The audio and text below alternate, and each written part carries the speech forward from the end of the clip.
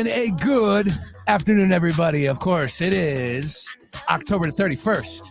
And this is another edition of Philly Exchange, where we debate the Philadelphia sports topics that you're discussing. My name is Sean Brace, dressed up as Ken. Welcome to the Mojo Dojo Casa House. Over on the other side is a guy that really just brings it when it comes to holiday spirit. John Jansen, everybody. Hey, I got some spooky in today, all right? I had a flat tire and I have a car bill that I have to pay. So man. I'll tell you what. That is my Halloween. That is my spookiness. Well, once again, this is Philly Exchange, and we will get to all of the important topics that, of Can course, we stop playing Thriller? Are happening around the Philadelphia sports world.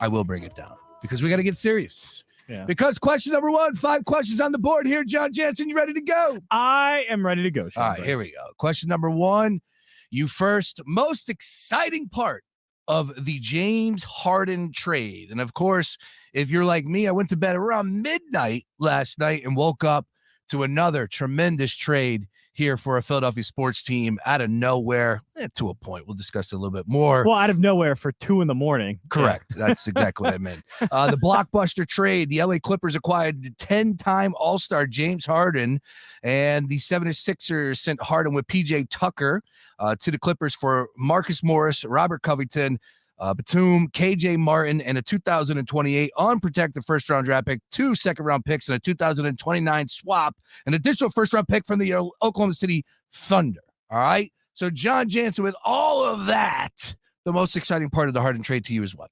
Well, pushing aside the obvious of James Harden's gone, which is fantastic. Thank you. No, it feels like they have a new opportunity now. I didn't think moving Harden would give them a chance to get a quote unquote star player. I don't know what star player looks like with the assets that they have. I don't think they're going to be able to acquire, some top NBA player, but they're going to be able to get an impactful, good player with the assets that they had. And I think I'm excited about that because they now have an opportunity. I thought once they traded for Harden and made that trade, you basically traded away everything you could have to get an impactful star player, and they use it all on Harden, and we figured out now a year and a half later, didn't work out, wasn't good. I think they put all their eggs in one basket, and a risky one at that with James Harden. We knew the risk. Daryl Morey knew the risk. It was risky. It didn't work out. But I just like that Morey was able to work it in a way that still gives them the opportunity, gives them life to get somebody else to help this roster. And with the way Maxey's playing, something that looks pretty promising. Could be next year. It could be this year. We'll see how it plays out. A couple things, of course. First things first, for me, the most exciting part is it's now over, as you said. Going back to the Ben Simmons situation, that didn't take place. That trade didn't go down till February. And if you remember, of course, we were live on the Daily Ticket. We did all those shows together over the years. I was banging my head up against the wall that I would have traded Ben Simmons before media day. Instead, Daryl Morey held out because he got his guy James Harden. Little different situation this time around. I think the Sixers surprised people already 3 games, albeit with who they went up against. But Daryl Morey has liked what he's seen so far. Oh, by the way, I never thought James Harden was going to wear a Sixers uniform this year. I thought that it would be a little bit of conflict going on, maybe some arguments, and then James Harden was not going to play eventually for the 76ers. So I want to put that out there for the people that are saying, well, wait a minute, did the Sixers get fleeced here? Also, you have to look at the contracts, right? The contracts are a huge, huge piece to this puzzle. First and foremost, James Harden is an expiring contract after this season. The Clippers, on the flip side, of course, they got Kawhi Leonard, they got Paul George, they got Russell Westbrook. Guess what? All of them have player options. They very well could all be out after this season. So here are the Clippers saying, okay, we'll do the deal with you. We'll give you what you want to a point. We're not going to give you Terrence Mann. We're not going to give you Norman Powell, but we will give you the unprotected first round pick, which is a huge deal. If you would ask any general manager around the league right now whether they would want Norman Powell or Terrence Mann or an unprotected first-round pick, I'll guarantee you they say an unprotected first-round pick. So that was a huge, huge deal. You got to look. The devil is in the details right now. So to me, I think the Clippers said, Daryl, this is as good as you're going to get. And, of course, the 76ers said, we got to do it. Let's go ahead and make the move. But yeah, Josh Harris apparently, according to reports, said we have to do it. Him and Steve Ballmer ended up meeting and going, you know what, let's just get this done. And it accelerated things. And look, I think the asking price was going to be Terrence Mann and Norman Powell and guys like that. but I don't think that is also the end game for this. And the good thing is, if you got Mann and Powell, you have trade assets as well, Yeah. but at least you get that unprotected first-round pick. The Clippers don't have to trade away players. I think it's a win-win for both, where the Sixers are open now. Like, I think they have enough to get a good player while the Clippers are able to get James Harden and still keep their depth. I think it's a win for both parties in that aspect. But for the Sixers, I'm excited for it because they still I didn't think they would, after that Harden trade, be able to get another player. This was to me, this was the end all be all. And if this went bad, then even everything's going to go bad with Joel Embiid, and he's going to be gone. And like this whole thing just falls apart. But Morey kept it together here. Morey deserves some credit. Also, with the players, I do want to point this out: that the Sixers players they got in return, they're not duds. Like PJ Tucker, some of them. Morris is just as good as PJ Tucker. Well, I mean, PJ Tucker was pretty bad. All right, and then Harden, you weren't getting anything. So at least these guys are serviceable players. They can knock down some shots, play some defense. It's not the worst deal in the world for the 76ers. Rocco, I like. It's okay. All right. On to the next one. Staying with the 76ers, Philly Exchange, Sean Brice, John Jansen, Tyrese Maxey. How about that? All I know is in the offseason, hand in the air, all I kept on saying was just allow Tyrese Maxey to be the guy. John Jansen, you could go first because all Tyrese Maxey did do to start the season, 3 games in, he is the Eastern Conference Player of the Week. Averaged over 30 points per game in 3 games. The dude is on fire right now. What do you have to say for yourself? Yeah. I know you're setting me up for this. I have to apologize, or at least just admit, Sean Brice or Ken. You were right. You were right about Maxey. I didn't think that he had this level. It's different to be a point guard. I think if he stayed in the role that he was in, he could improve, do some things better. But this is a whole different style of game that he has to play because he is running the show now.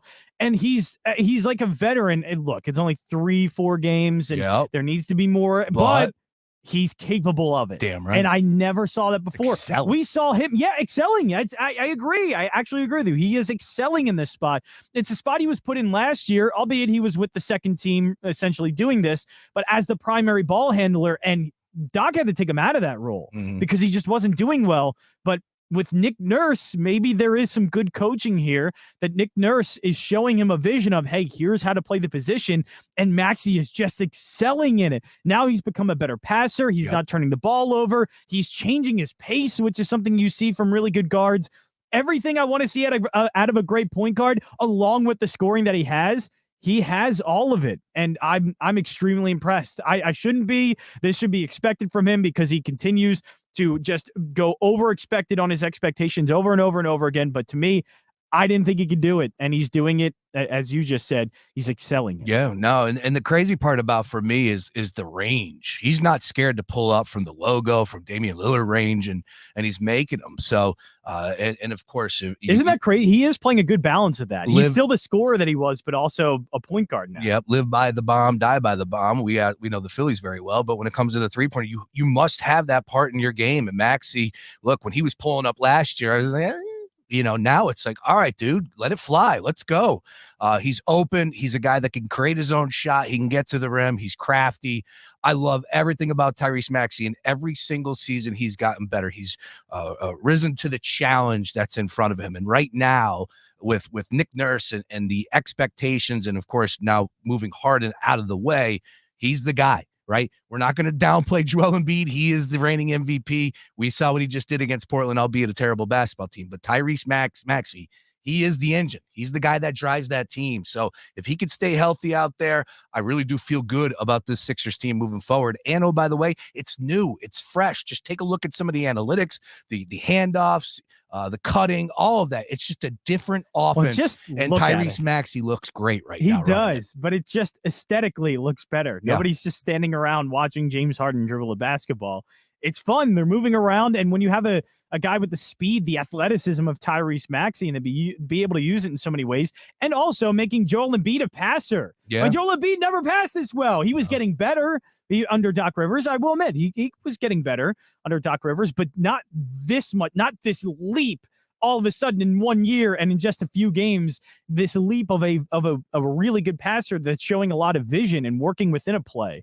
It's impressive all the way around, but I think more impressive for Maxey. He's showing us things that I don't think we've ever seen him do in a Sixers uniform. And that's encouraging that he continues to make those. I continue to be able to say those kind of statements about Maxey every year. Well, I'll tell you what, the one thing is really cool to see at DraftKings Sportsbook, his player prop totals just going up. And I think it was 23 for the first game, 24 for the second game, 28.5 for the third game. He stayed under that one, so he's 2 for 3 going over his player point totals. But it's just insane. From 3-pointers, he's been over all 3 of those in the 3 games that he's played. And that's a lot of fun to sit back and watch and see how the sports books are operating over at DraftKings Sportsbook, the odds makers. All right, let's keep it moving. Question number 3 here on Philly Exchange, October the 31st, Halloween edition. Sean Brice, John Jansen. Let's talk some NFL. The Philadelphia Eagles and the Dallas Cowboys. It's officially Dallas week. Yeah. Birds are 3.5-point favorites right now on DraftKings Sportsbook at home Sunday, 4:20 kickoff. John Jansen, over to you. Does this Cowboy game scare you? No, not even a little bit. The Eagles are the better team. They're playing like it. Dallas is coming off a big win. Everybody's going to talk about it. Dallas just scored 40 points. They won by over 20. Dallas is back. Dallas can compete in the NFC. Oh, the Cowboys are good. And then they put up a dud where Dak Prescott's probably going to have some interceptions. They're not going to be able to front run in this game. The Eagles are likely going to score early on. That's going to put Dallas out of their game plan. And once they're kind of behind the sticks a little bit, that's when Dallas gets into trouble. And that's when you see the Dak Prescott turnovers happen. It happens over and over again. When things go right, though, Dak can play, and mostly I think Mike McCarthy can play a conservative, easygoing game plan. You can stay balanced because not everything is do or die. Dak Prescott can easily throw, 25 for 31 like he did, but it's not going to be that easy in this game. When things get a little bit difficult, that's when the mistakes happen, and it's going to happen in Lincoln Financial Field. And I think it's going to lead to an Eagles victory. So, I mean, look, it's different when Dallas is at home. Dallas is 3-0 this year, but also their 2 losses have come on the road. It's happened for a reason. And I think the Eagles are going to hand them their 3rd road loss. Does this Cowboy game scare you? You're damn right it does. It's not because it's Halloween. It absolutely does scare me. What have the Eagles shown you on defense as far as that secondary is concerned over the last few weeks that wouldn't scare you going up against a team that has CeeDee Lamb and that's competent at throwing the football? They do not run the football at all. They've been disappointing with the ball on the ground as far as the Cowboys are concerned. It's a division opponent. It's no fluke that the Commanders have played the Eagles very well in 2 games. Dallas is going to come here. They're going to be ready to go. The lights are going to be shining extremely bright. It's the game of the week on Sunday as far as Fox is concerned. All that buildup, all that drama. We've seen Dallas come here and win these games. It's not out of the realm of possibility. I've seen Dez Bryant celebrating in the freaking corner of the end zone, right? I've been at these games before. So don't tell me that just because this Eagles team is the best team with the best record, that Dallas doesn't have a shot at winning this game. I misspoke. It's not 3.5. It's 3. It's 3. Do I think Dallas will win this game? No. But this is going to be a damn good game. It's going to be a hard game. Jalen Hurts is not healthy. They're not running the football effectively.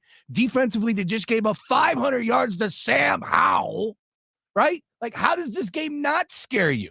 If I'm a complete homer, I'd say 48-0, but I'm not. I'm a gambling man. And the odds makers are telling you, you better buckle up because this is going to be a tight game at Lincoln Financial Field. 3-46. I think this turns out to be a shootout because neither of these teams can run the football.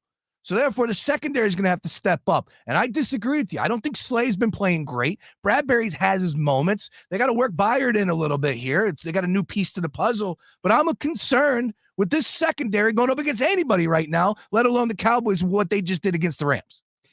Yeah, the secondary is not playing well, but it happens to work better when your defensive line is playing well. And I still think they're getting pressure. It wasn't good against Washington. Not all games are created equal. There's variance in each game. I think the Eagles' pass rush is going to be a lot better. I think they're going to be better up front. As you just said, Dallas struggles to run. They're not going to run against the Eagles because the Eagles have one of the best rush defenses in the NFL. This is going to be all up to Dak Prescott, and Dak Prescott makes mistakes, and especially makes mistakes when he has to force things, and he's going to have to force things.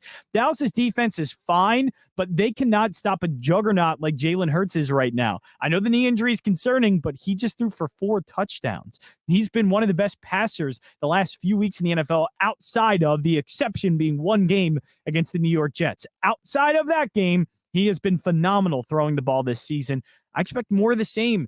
The Eagles are a different team at home. The Cowboys are a different team on the road. I'm not scared of this one. Dallas is not a good football team. We've seen that whenever they face any kind of good competition. The Rams were not good competition, especially the Rams, and when you have them at home. It's just a different story. I like the Eagles a lot here. I think Dallas is due for a bit of regression after what was, it happens with Dallas all the time. They had a great game, but they're due for regression here the next week after. It's an interesting card with a few big games, this being one of them, and of course, Kansas City and Miami. They are season-changing games for sure. Absolutely. A lot at stake for both of those games. All right, next question here. Philly Exchange, Sean Brace, John Jansen.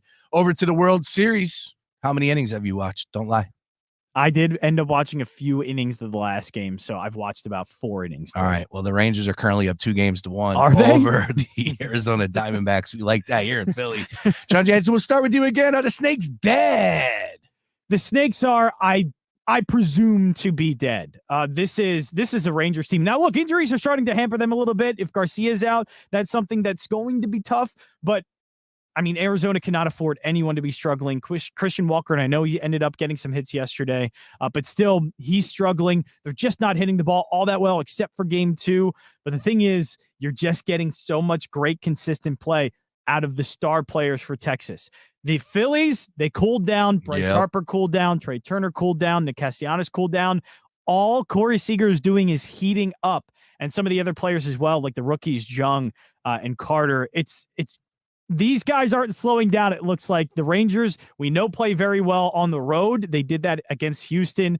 They're in a good spot to do it as well. And how many times can Arizona get away with essentially bullpen games like they're about to in game number 4? So I think it is, we're talking about, look, I said this before when the Phillies were up 2-1, still Phillies were in command of that series. Arizona couldn't win. I think I'm finally going to be right about the Arizona Diamondbacks kind of being finished. How about that? Are the Snakes dead? Absolutely, they're dead. And you want to know why? Because the Rangers haven't lost on the road. And the next 2 games are where? They're in Arizona. They're on the road. The Texas Rangers are a perfect 9-0 in the postseason this year. That's on the road. Impossible. It's insane, including winning 6-7 in Houston with their backs against the wall.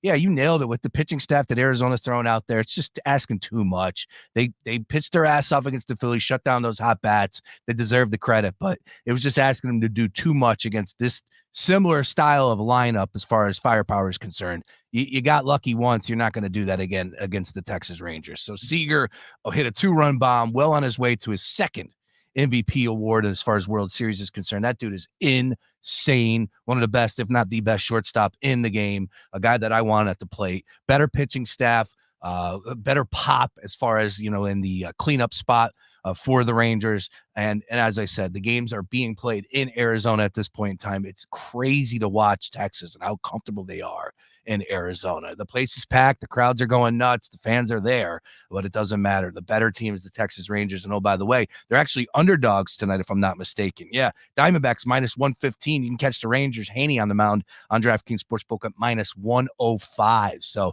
Diamondbacks are actually a little slight favorite here.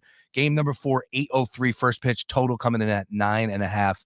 I back Seager on total bases. Give me the Rangers. They're going to go out 3-1. I don't see them losing another game from here on out. Yeah, I don't either. And I think you're highlighting the thing mostly that I think Arizona's going to struggle with. You can only get by so far. And look at last night. This rookie pitcher that's been killing it for the Diamondbacks, crushing it, all of a sudden gets hit. So he only gave up, 3 runs? It's still, he wasn't giving up any. Yeah, it's still, well, they lost the game. The book was written, and that's what I was telling Luke Arcani, our Phillies insider, MLB insider. I was like, man, 2 starts, right? The book's been written on like what he was using that was successful against the Phillies inside. And then for righties, I believe with 2 strikes or deep in the count, he was raising the pitch up. So he was going to let her high and get everyone to chase as far as the Phillies are concerned. The book was written, so I kind of thought that he was going to get hit. But it's just eventually you're going to come back down to earth at some point. Eventually, you can't keep overextending what you are, and they've been doing that. And especially with the Diamondbacks bullpen, which wasn't very good coming into the postseason. Correct. They've been excellent, but how many times can you throw out a bullpen game and expect to win those games? I just think it's going to get more difficult for them as this series goes on, and I think it's already difficult for them as they've gotten into the World Series. All right, question number 5, Philly debatable. Let's go. Let's talk some Halloween candy. John Jansen, Sean Brace here, and we're going to run a draft. You ready? No. A fantasy candy draft for Halloween. You can go first. Here's the only stipulation. Everybody's favorite is the Reese's Peanut Butter Cup. Always. Undeniable. Overall number 1 seed, the best candy ever made. It's off the table. Can't draft it. It's like Christian McCaffrey. He's gone. It's a keeper league. He belongs to somebody else. All right? So you go first. We'll go 3 rounds. We're going to end up with 3 pieces of candy, and we'll get everyone to vote on the socials. Go first. Ooh. I'm going with an underrated candy. If it wasn't for Reese's, this would be my favorite candy. Obviously, you can't deny chocolate and peanut butter, but how about Twix? Ooh. Little chocolate, little cookie in between, some caramel. It is delicious piece of candy. I love Twix a lot. I don't know which side I like more, left side or right side, but I do know I like Twix. All right, you go Twix, I go Snickers. And I think I win that round. Snickers are overrated. Oh, Snickers are way overrated. good grief. I'm sorry. Snickers It's like a are Hall of overrated. Fame candy. Nah. Only. Because I think of the same being Twix, Snickers, and Milky Way. I would rather choose Twix and Milky Way over a Snickers. All right. First round's in the books. Off to you. We're not doing a snake here. We're going back to you. Okay, back to me. I'm Yeah. going to go a little bit different because everything is chocolate. Everybody wants to do chocolate all the time. Yep. I want to go a little bit different taste. How Okay. about Sour Patch Kids? I like the Ooh. sourness. I like the gummy. It's really good. Sour is great. I used to eat sour Skittles a ton when I went to movies when I was a kid. But Sour Patch Kids, I've grown to love. Nice and gummy and chewy and sour. It is perfect. All right. I'm right there with you as far as mixing it up, getting away from the chocolate, right? You got to mix it up. Skittles. Again, I think I just took the first 2 rounds. No. Skittles versus Sour Patch no, Kids. Sour Patch Kids. 9 out of 10 people. I'm a Skittles guy. I love Skittles. I'm a Sour Patch guy. How about that? It's funny how we reverse that. All right. Round number 3, go. Again, wanting to be different. So I'm not staying too far away from chocolate, but how about a little milk chocolate or a little white chocolate? I mean, I love the Hershey's cookies and cream bar. Jason Williams. It is.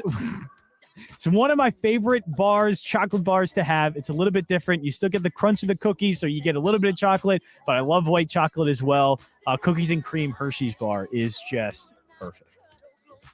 All right, you left this one open for the taking. Kit Kat. I mean, It's come too on, standard. dude. It's a Come less good Twix bar. I mean, let's be honest. I got Kit Kat, I got Snickers, and I got Skittles. You got Sour Patch Kids, you got Twix, and what was your third one? Cookies and cream. See, What do you mean? Cookies and cream is fantastic. all right, How can you say no to cookies and cream? folks, go ahead and vote at Fox PHL Gambler. We want to hear. Yeah, Kit Kats are just. We'll tweet that one out. Happy Twix is Halloween, lesser safe. half. and nobody put any gummies in any kitty's basket. Again, Put them in mine. the news is running with this stuff. Like that never happens. Anyways, we always end Philly Exchange with 30 seconds on the clock. Let me bring down Thriller. It's a chance for us to get something off our chest in the Philadelphia sports world or whatever's on your mind. John Jansen, you go first. Look, I know people need sometimes things to help them with anxiety, to help them with emotional distress. I get it. But in no way should you ever bring an alligator to a hockey game. I thought after the baseball game, this thing was done. And the Flyers said, come on in. This is not a petting zoo. There are no professionals around. Wally. This is an alligator. Shout Get out. that damn thing away from me. I don't care how much he helps you. Get him away. I don't like the thing. Dude, that was crazy. It could eat my flesh. Devin Caney was like holding Nope. it. Oh, it terrified me. I saw that picture. I was terrified. Gritty was Nope. literally dancing. Nope. If that thing snapped on the Gritty, that would have Nope. went viral. It only 10 takes times. one time to happen for people to go, wow, Yeah. that was maybe a bad idea. Dude said Wally never bit him. Oh, that's okay. That's great. Never bit him. But what about somebody else? What if the thing goes into distress and something happens to where it feels nervous and ends up biting somebody? I don't know. I'm not a professional. I don't think anyone handling that thing is either. Nope. No. All right. No. 30 seconds over to me. I do want to point this out. I guarantee if I had an alligator that was like, what do they call those things? The animals. Emotional. Yeah, if you rolled it to Wells Fargo Center, they would not allow it in. I'll guarantee it. Just Wally and Wally only. Anyways, moving on. 30 seconds to me. I think we should all treat all alligators. Folks, all I want to Equally. say is this. statistically speaking, in the last 5 years, there has been no more dominant team in Philadelphia sports than the Philadelphia Union. And that's it. That's it. MLS, putting that to the side. All you people talking about Sports Equinox and not including the MLS, which is an American soccer league. It's our league. If we don't support it, who's going to? Iran? No. They want us dead. Start supporting American soccer. And if you're here in Philadelphia, support the Union. All they did was open up another postseason with a home victory at our fortress called Subaru Park. Now, we got some question marks. I know things haven't been perfect. I understand it. But it just means more. Get behind this team. I'm going macho man right now, area. Get behind this team. Because there's only one thing left to do. It's win the whole damn thing. And it happens this year. Next game for Philadelphia Union, 3 weeks from now. It's game 2. No, I kid. November 8th. It's at New England. And then it's happening next year. Yeah. It's stupid. Anyways, it doesn't matter. Put all that to the side. Watch the Union, except the scheduling sucks. That's it. So it's still watch them, though. That's it, exactly. All right. Philly Exchange, fun stuff as always. He's John Jansen. I'm Sean Brace. If you like what you heard, tune in. Daily Ticket Monday through Friday, 3 to 6 p.m. Always streaming on the iHeartRadio app. Enjoy Halloween, kiddies. All right. Be safe out there. And if you're coming through the Conshohocken area, you can always slide by my street. I got some good candy. What are you passing out there? What kind of candy you got? Kit You got the Kats, big ones, or you got the little Skittles, small itty bitty ones? And Reese's peanut butter cups. Ooh. We'll talk to you. It's close to me.